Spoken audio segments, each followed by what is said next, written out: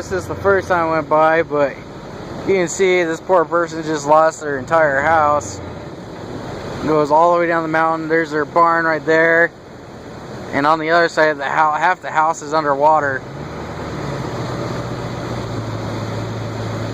There's their guest house, it looks like. It's above the porch, but not by much. I just think there's more houses up in there that who knows how many are gone.